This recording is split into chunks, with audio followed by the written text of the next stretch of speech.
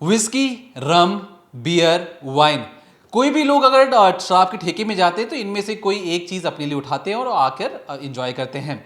अब एंजॉय करने तक बात ठीक थी, लेकिन एक ठेके की वजह से देश की राजधानी यानी दिल्ली के अगर मुख्यमंत्री की गिरफ्तारी हो जाए तो आप क्या कहेंगे। दरअसल उन पर तलवार तो लटक रही है और जो उनके खुद उप मुख्यमंत्री रह चुके हैं यानी मनीष सिसोदिया, वो अरेस्ट होकर सलाखों के पीछे हैं। अब उन पर जांच बैठाई गई है, लेकिन बात करेंगे कि केजरीवाल को क्या अरेस्ट किया जा सकता है या नहीं किया जा सकता है, जो सीएम है देश की राजधानी के। लेकिन उससे पहले बात करें कि जिस तरीके से आम आदमी पार्टी की जो सरकार है, उन्होंने दावा किया कि 8,900 करोड़ रुपए का उन्हें मुनाफा हुआ। जो शराब नीति जो मनीष सिसोदिया जी ने बनाई थी उससे उन्हें बहुत फायदा हुआ। लेकिन जांच एजेंसियां आती हैं और कहती हैं कि भैया देखो, 8,000 करोड़ तो बहुत बड़ा नंबर बता दिया आपने, आपको फायदा कुछ नहीं हुआ, आपको नुकसान अलग हो गया है। वो भी हुआ है 2,800 करोड़ का नुकसान हो चुका है। ये नंबर बहुत बड़े हैं।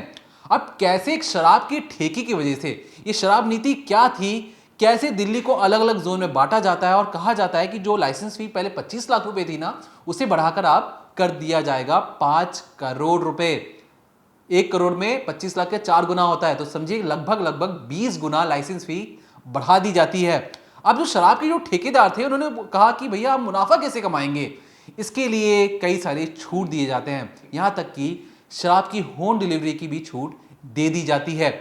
उसके बारे में बात करेंगे आज डिकोडिंग क्राइम में, लेकिन बात करेंगे क्या केजरीवाल को अरेस्ट किया जा सकता है। एक सीएम हेमंत सोरेन के आपके बारे में पता ही होगा कि हेमंत सोरेन अरेस्ट हो चुके हैं, लेकिन वो कैसे अरेस्ट हुए इसके बारे में कम लोगों को पता होगा। तो क्या उसी की तर्ज पर सीएम केजरीवाल भी अरेस्ट हो सकते हैं? देखिए, झारखंड के जो पूर्व मुख्यमंत्री थे हेमंत सोरेन, वो अरेस्ट हो चुके हैं।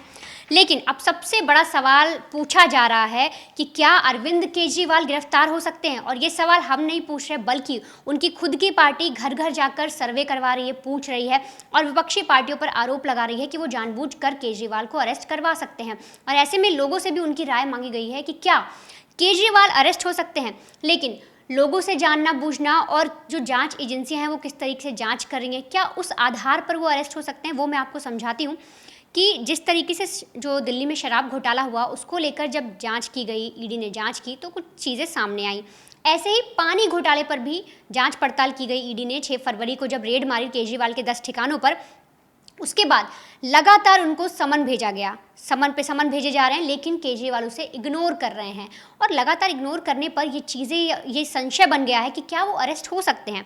लेकिन अरेस्ट हो सकते हैं या नहीं, इसके पीछे की मैं आपको कुछ तर्क बताती हूँ। देखिए, एक एक्ट है PMLA यानी कि prevention of money laundering act.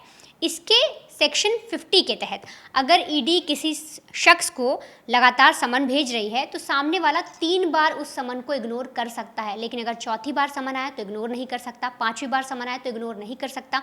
सामने वाले को पूछताछ के लिए जाना पड़ेगा। लेकिन यहाँ पर जो मुख्यमंत्री केजरीवाल हैं वो लगातार 5 बार इस समन को इग्नोर कर चुके हैं। अब ऐसे में एक एक्ट और आता है PMLA का सेक्शन 19, जो ये कहता है कि अगर ईडी के समन को कोई बार बार इग्नोर कर रहा है, 3 से ज़्यादा बार अगर इग्नोर कर दिया गया है, तो ईडी कोर्ट से नॉन बेलेबल यानी कि गैर जमानती वारंट जारी करवा सकती है उस शख्स के खिलाफ। और अगर ईडी के पास सबूत हैं पुख्ता, तो कोर्ट बड़ी आसानी से वारंट जारी कर देगी और तब एक और समन भेजा जाएगा उस शख्स को। और अगर तब वो आदमी फिर भी पेश नहीं होता तो उसे अरेस्ट कर लिया जाएगा। और ऐसे में ही केजरीवाल के लिए भी जो ईडी है उसने हाल ही में कोर्ट को एक अपनी अर्जी लगाई है और बोला है कि हमने इतने समन भेज दिए हैं, लेकिन अभी तक मुख्यमंत्री हमारे सामने पेश नहीं हुए पूछताछ के लिए।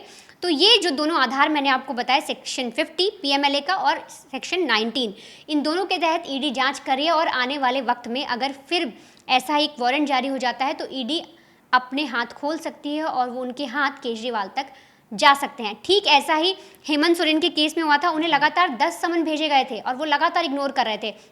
और इसके बाद ठीक ईडी ने कोर्ट से नॉन बेलेबल वारंट जारी करवाया था। फिर हेमंत सोरेन को जब वो भेजा गया, तब हेमंत सोरेन को लगा कि अब तो मुझे सामने आना पड़ेगा।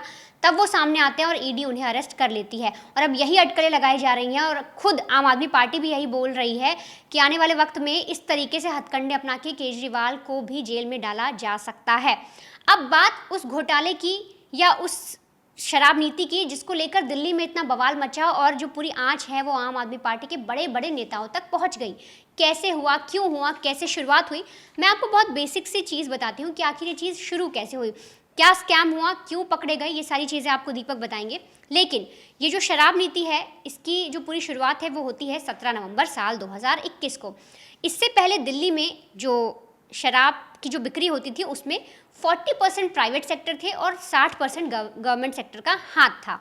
लेकिन 17 नवंबर 2021 को मनीष सिसोदिया ने कुछ नीति में बदलाव किया और उन्होंने बोला कि अब एक तरीके से हम जो पूरा सेक्टर है उसे गवर्नमेंट ना करके प्राइवेट कर देंगे। और इसीलिए उन्होंने दिल्ली को 32 जोन में डिवाइड किया और उन 32 जोन के अंदर 27 ठेके आने थे। अगर आप 27 ठेके का आकलन करें 32 जोन के मुताबिक तो 864 ठेके हो गए। अब ऐसे में उन्होंने आगे जो स्कीम रखी वो ये रखी कि इससे दिल्ली में जो वो बेनिफिट हो गया, दिल्ली को जो प्रॉफिट मिलेगा वो 350 करोड़ का प्रॉफिट हम मुनाफा कमाते रहेंगे लगातार। हाँ माफ़ करिएगा, 3,500 का हम लोग मुनाफा कमाते रह जाएंगे जो दिल्ली सरकार है। ऐसा करने पे अगर हम जो ठेके हैं, जो सर्विस दी जाएगी शराब की, उससे अगर हम प्राइवेट कर दें और जब तक ये गवर्नमेंट थी तो हम इतना ज़्यादा मुनाफा नहीं कमा पा रहे थे।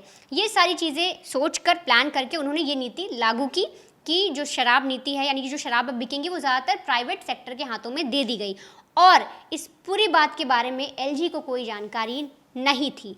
अब जब एलजी तक ये बात पहुंचती है, कौन सामने आता है जो पूरा स्कैम खोलता है और प्राइवेट और गवर्नमेंट का जो फेयर था उसमें कितना मुनाफा हुआ, या सही में उन लोगों ने जो 3,500 करोड़ का मुनाफा बोल रहे थे वो हुआ भी या फिर कुछ घपला हो गया, आप ये भी पूरी चीज़ समझिए। देखिए, जिस तरीके से वनिता ने आपको समझाया कि मनीष सिसोदिया ने 1 नवंबर 2021 में शराब नीति लेकर आते हैं और कहते हैं कि देखिए भैया, पहले जो सरकारी जो जितनी भी ठेके था उसे हम प्राइवेटाइज कर रहे हैं। हम प्राइवेटाइज इसलिए कर रहे हैं कि जिस तरीके से जो शराब के जो ठेके थे वहाँ से लाइसेंस फ़ी के नाम पर सरकार को बहुत ज़्यादा रेवेन्यू जनरेट किया जाएगा। अब लोगों ने पूछा भैया कैसे कीजिएगा, तो उसमें शराब नीति में कहा गया कि देखिए एक L1 और एक L10 है। अब L1 से आप कहने का मतलब ये है कि लिकर वन का लाइसेंस दे दिया जाएगा, जो पहले 25 लाख रुपए में था उसे बढ़ाकर 5 करोड़ किया जा रहा है। अब इसी तरीके से L10 जो दूसरी श्रेणी का है उसमें भी लाइसेंस फी बढ़ा दी जाती है। अब लोगों ने कहा कि भैया 25 लाख रुपए हम सालाना जो दे रहे हैं लाइसेंस, उसका आपने बढ़ा दिया 1 करोड़, 2 करोड़, 3 करोड़, 4 करोड़ नहीं, सीधे 5 करोड़।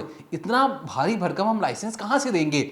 अब शराब ठेकों की मजबूरी भी थी, तो इस पर सरकार कहती है, जो मनीष सिसोदिया की जो शराब नीति थी उन्होंने ये कहा कि ठीक है भैया, हम समझ सकते हैं आपको दिक्कत है, तो कोई बात नहीं, आप क्या कीजिए, रात के 3 बजे तक अपनी दुकान खोल सकते हैं। मतलब पूरी रात शराब की दुकानें खुली रहेंगी। पहली चीज़, मुनाफा तब भी नहीं हो पा रहा, कोई बात नहीं, अब आप घर पर जाकर होम डिलीवरी कर सकते हैं। मतलब यानी शराब के ठेके अब ऑनलाइन हो जाएंगे। आप समझ सकते हैं कि प्रॉफिट बढ़ाने के लिए जो प्राइवेट जितने भी ठेके, तो प्रॉफिट बढ़ाने के लिए उन्हें होम डिलीवरी प्लस रात के 3 बजे तक खोलने का आदेश दे दिया गया। फिर कहा गया कि एक काम कीजिए, जितने भी वार्ड हैं, वार्ड में अगर आप चाहें तो 2 ठेके खोल सकते हैं। वार्ड मतलब एक मान लीजिए मोहल्ला हो गया, उस मोहल्ले में आप 2 शराब के ठेके खोलने ही पड़ेंगे। अब 32 जोन में, हर एक जोन में 27 ठेके, 27 ठेकों के बाद हर एक वार्ड में भी 2 ठेके होने ही होने हैं। अब हर एक ठेके से 5 करोड़ रुपए लाइसेंस फीस ली जानी है।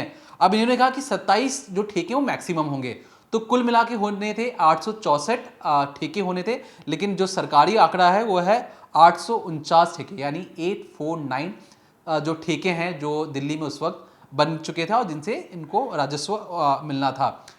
अब लेकिन क्योंकि नुकसान तो हो चुका था, अब नुकसान के लिए उन्होंने बताया कि भैया चारों तरफ हल्ला मच चुका था, तो उन्होंने कहा देखो भैया, हमने 3,500 करोड़ का एस्टिमेट किया था कि हमें प्रॉफिट होगा, लेकिन आम आदमी पार्टी ने कहा कि नहीं भैया, हमें 3,500 करोड़ तो हमने एस्टिमेट लगा रहे थे, हमें मुनाफा हुआ है 8,900 करोड़ का मुनाफा हुआ है।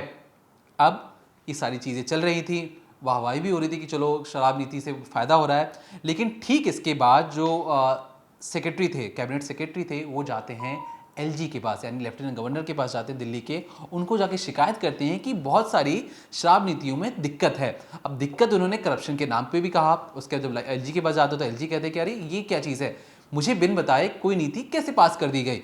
वो उस पर रोक लगाते हैं, उसके बाद वो उस पर जाँच बैठाते हैं। अब जैसी जाँच बैठाते हैं, सीबीआई और ईडी जाँच में उतरती है, तो ईडी जाँच जैसे शुरू करती है, चौंकाने वाले खुलासे होते हैं। खुलासे ये होते हैं कि जिस तरीके से दावा किया गया कि 8,900 करोड़ का प्रॉफिट हुआ है, पता लगा उतना प्रॉफिट तो हुआ या नहीं हुआ किसी को नहीं पता, 2,800 करोड़ का नुकसान जरूर हो गया है। अब नुकसान कैसे हुआ, उसमें एक एक कई लोगों को गिरफ्तार किया गया। तो उसमें से एक शख्स ने ये बताया कि देखिए भैया, जो L1 बिडर मतलब जो लिकर लाइसेंस जो मिल रहा था, उसमें एक जो ठेकेदार था उसे 30 करोड़ रुपए वापस कर दिए गए।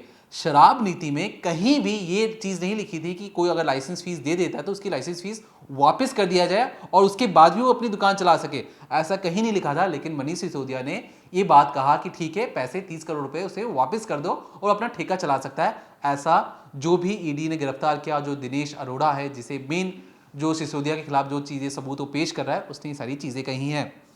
इसके बाद आम आदमी पार्टी ने यह कहा कि कोरोना काल के दौरान कई बहुत ज्यादा नुकसान हो चुका है, इसके लिए हमें भरपाई करने के लिए ठेकेदार को 144 करोड़ रुपए का भरपाई करना चाहिए। इसलिए उन्होंने 144 करोड़ के लाइसेंस रद्द कर दिए। याद रखिए, लाइसेंस फी बढ़ा कर दी गई थी 25 लाख से 5 करोड़। उसके बाद केजरीवाल सरकार 144 करोड़ का लाइसेंस फीस माफ कर देती है, तर्क देते हुए कि भैया कोरोना काल में उन्हें नुकसान हुआ होगा। इसके बाद अब देखिए, अब जैसी जैसी जांच आगे बढ़ती गई तो क्या पता लगा कि मान लीजिए आप शराब के ठेके में जाते हैं, आपके पास दो ब्रांड रखे हैं, एक रखा है मान लीजिए 700 रुपए का, दूसरा रखा है 750 रुपए का, कोई रखा है 800 या 850 रुपए का। तो जो दाम में हेरा फेरी की गई थी, इसके बारे में पता लगा। कहा तो ये भी क्या कि जो केजरीवाल सरकार की तरफ से कि जो MRP है, यानी जो प्रिंटेड रेट है, चाहे तो जो ठेकेदार हैं वो उस पर बेचे तो बेचे, या उससे कम में या उससे ज्यादा भी रुपए में बेच सकते हैं।